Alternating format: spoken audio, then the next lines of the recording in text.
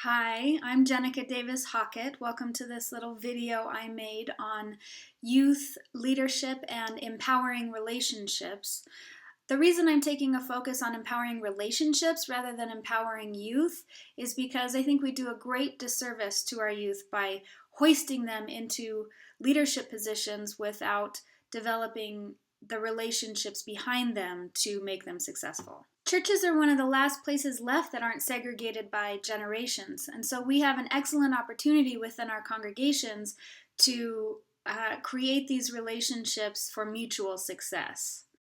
Our churches are our best hope for creating a safe and welcoming space where people from all generations feel like they belong, are bound together by a mutual agreement or covenant, and have an equitable stake in the mission, vision, and covenant of the community. So you've heard of the Web of Youth Ministry, and you know that it has 8 components, but I've lumped them together in this video into 3 categories just for simplicity's sake.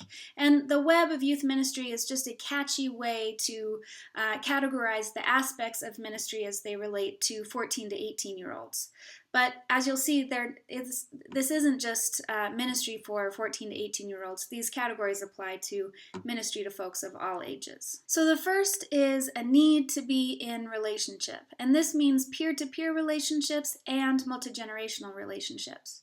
It also means a need to figure out how to be in relationship with others when you're a leader, and we call this covenantal leadership. The second large category in the web is a rich spiritual life. And this includes discovering and understanding your identities as they change and develop throughout your life. And it also includes deepening your faith and having a rich sense of spiritual meaning in your life. The last big category is having a sense of purpose, and this is often manifest in the pull towards justice. Now, it's not just high schoolers that have a need to be in relationship, have a rich spiritual life, and a sense of purpose. Those are universal needs, but not everybody is going to try to get their needs met in the same way, right? That's going to vary from person to person or generation to generation or culture to culture. And your generation is definitely part of your culture.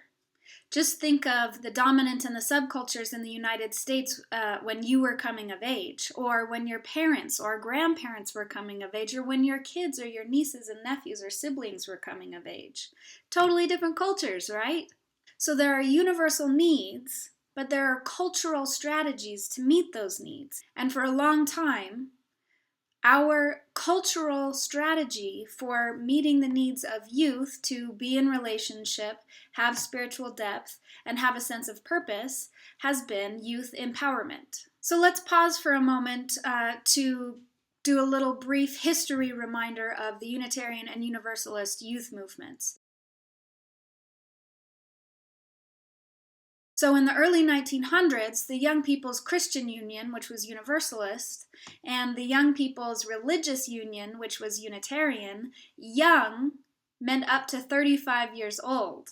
So empowerment for a 35-year-old is much different than an empowerment for a 15-year-old. And as youth culture evolved, the age range of our youth movement shrank a little bit to 25, and that's, as we all know, when the brain is fully developed. In the liberal religious youth movement, LRY, the age range was 12 to 22, which was slightly lower, but I want you to see 2 things here. One is that youth empowerment came into being when the age range was so huge, 15 to 35.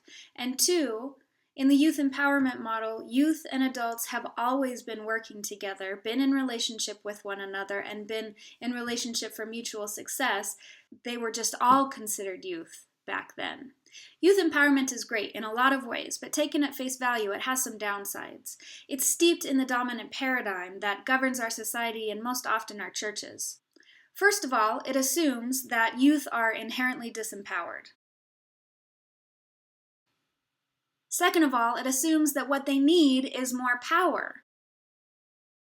When youth empowerment is done wrong, it often looks like youth entitlement, and youth end up having power over their advisors or their parents or their congregation. Youth empowerment at face value looks like an us versus them scheme, that the adults who are trying to work with youth are their allies or advocates, and the congregation is a system that's set up to keep them down. But when we dig deeper into the meaning of youth empowerment, we begin to see that it's not just about rights, it's about relationships. It's not about power, it's about partnership. And it's not just about some of us, it's about all of us. Youth empowerment works wonders when it's done covenantally. In this model, youth and adults are always in partnership as youth grow into their leadership roles. This is anything but a hands-off approach to youth ministry. In covenantal youth empower, there is love and trust between youth and between adults and between youth and adults. There are mentoring relationships among children, youth, and adults which draw from the direct experience and wisdom of youth.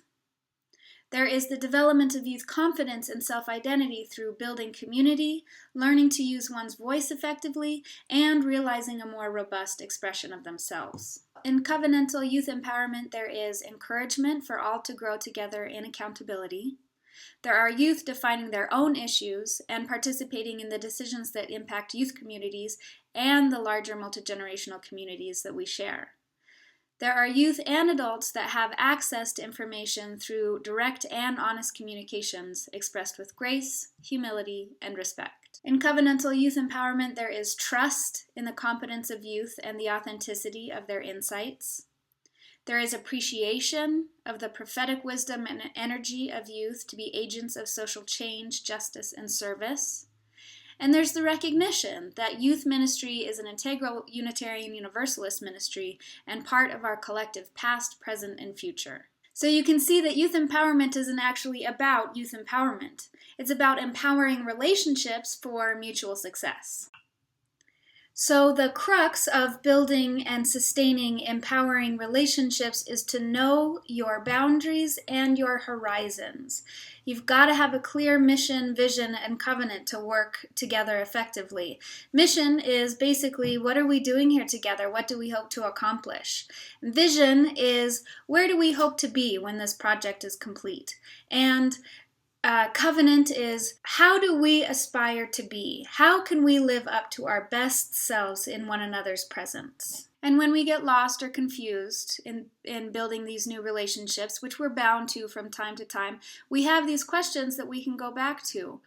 What are we working towards? Who are we with one another? How are we to act with one another? And these questions can call us back to our higher selves. Covenantal youth empowerment depends on adults who get it. They need to have healthy boundaries and be spiritually mature themselves. You have to be willing to be vulnerably authentic and expect the same from the youth that you're partnering with. Vulnerably empathetic relationships are a lot of work. The more youth you have in your congregation or community that are interested in taking on leadership positions, the more adults you'll need in your community that get it and are willing to partner with youth on being vulnerably authentic and empathetic. So, in closing, my challenge to you is to help other adults stop thinking about youth empowerment as a gift that we're giving to our youth, and instead start thinking about empowering relationships with youth as a gift that we are giving to our association. So, I hope you enjoyed this little video, and I'll see you on the discussion boards.